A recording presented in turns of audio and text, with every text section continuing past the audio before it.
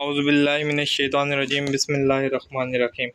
ਵੇਖਣ ਤੇ ਸੁਣਨ ਵਾਲਿਓ, ਸਾਡੇ ਚੈਨਲ ਦਾ ਨਾਮ ਹੈ ਵਕਾਸ@info। ਸਾਡੀ ਅੱਜ ਦੀ ਵੀਡੀਓ ਜਿਹਦਾ ਮੌਜੂ ਹੈ ਗੰਦਮ। ਬੱਕਰਿਆਂ ਨੂੰ ਗੰਦਮ ਕਿਸ ਤਰ੍ਹਾਂ ਖਿਲਾਣੀ ਹੈ ਤੇ ਗੰਦਮ ਦੇ ਕੀ ਫਾਇਦੇ ਨੇ, ਕਿਤਨੀ ਖਵਾਣੀ ਹੈ ਤੇ ਕਿਹੜੇ ਤਰੀਕੇ ਨਾਲ ਖਵਾਣੀ ਹੈ ਤੇ ਕਿਤਨੀ ਮਿਕਦਾਰ ਹੀ ਖਵਾਣੀ ਹੈ।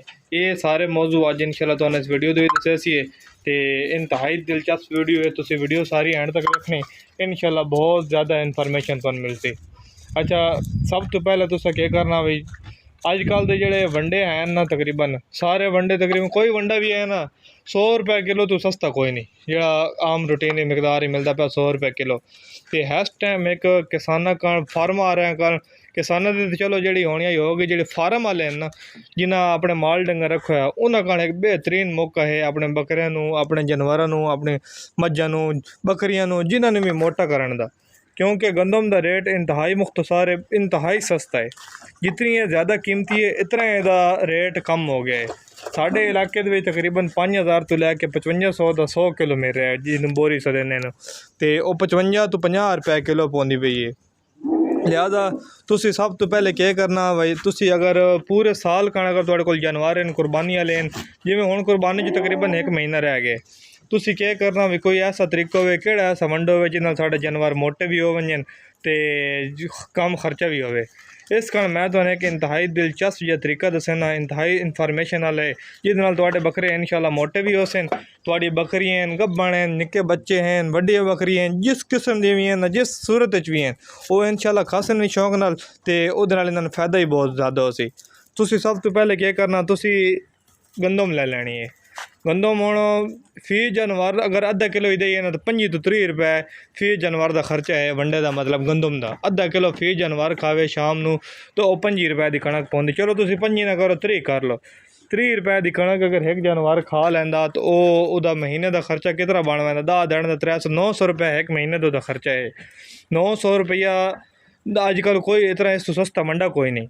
900 रुपये तुहाडा जानवर इंशाल्लाह फुल तैयार हो सी, होर किसी शय की जरूरत भी कोई नहीं। अगर तुम फुल टोटल गुजारा गंदम तो करना चाहते हो ना, अद्धा किलो सुबह अद्धा किलो शाम नूं तूड़ी दे विच, गंदम की तूड़ी दे विच या चोकर किसी शय च दो ना तो तुहाडा इहदे नाल गुजारा हो सकता। जिहड़ा जानवर बंदे घरां दे रखते हैं, शौक तो रखते हैं, छत्तां तो रखते हैं, जिन्हां कोल चारे का सिस्टम कोई नहीं, वो इस हिसाब नाल भी अपना निज़ाम चला सकते हैं। चलो वीडियो लम्मी होंदी भी है, असल अस अपने मौजू की तरफ आने हुए, साडा असल मौजू की है तो अस किवें गर्म करना।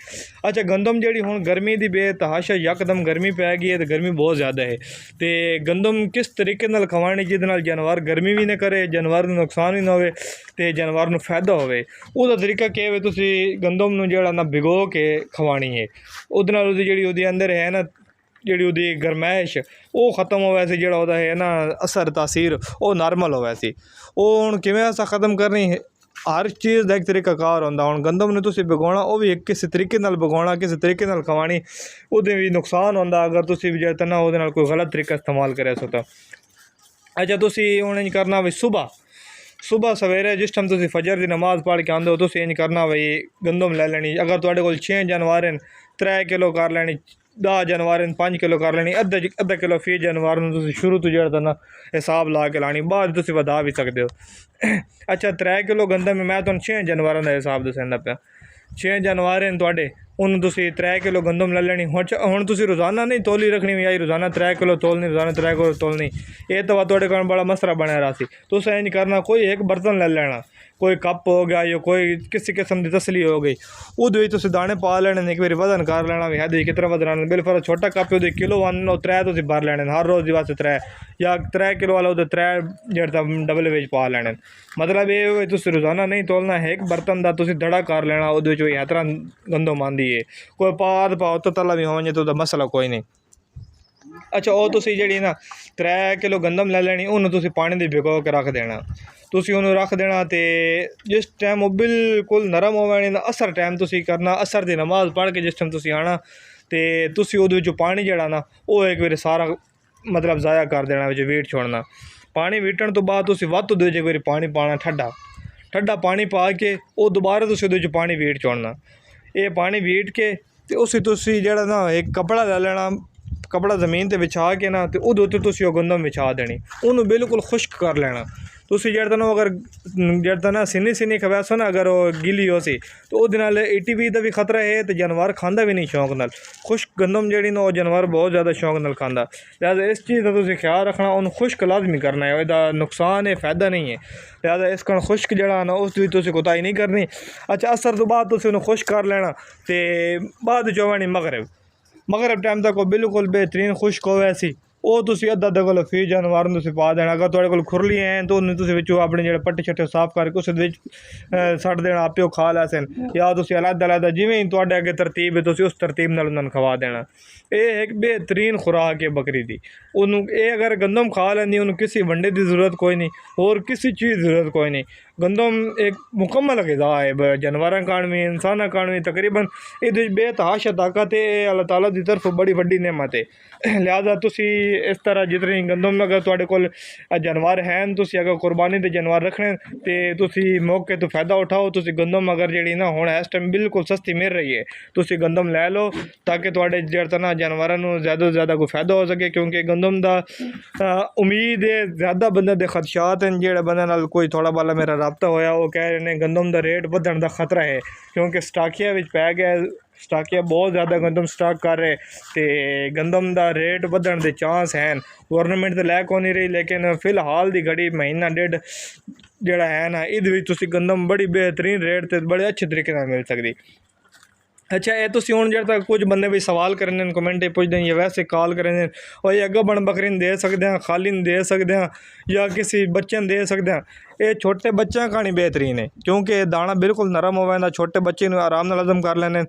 तुहाडी बकरी प्रैगनेंट है तुसी उन्हें भी दो, बकरी खाली है उन्हें भी दो, कुर्बानी वाले बकरे ने उन्हें भी दो, छोटे बच्चे हैं उन्हें भी दो।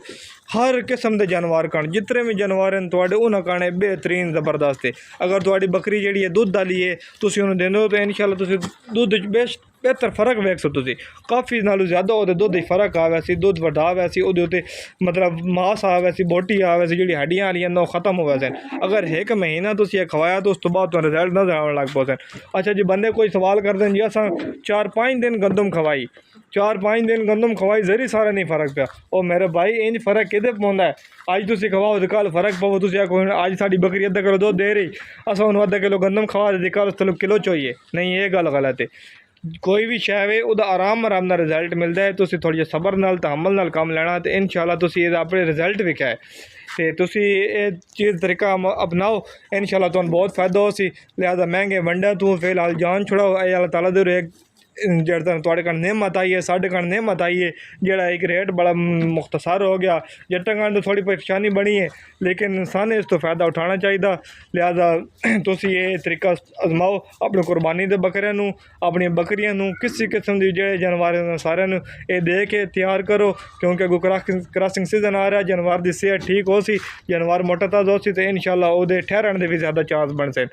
तो उम्मीद करदा हूं तुहानू वीडियो पसंद आई हो सी। किसी किस्म का कोई सवाल बाकी रह गए हो तुसी पूछ सकते हो। तो मिलते हैं अगली वीडियो में। अल्लाह हाफिज़।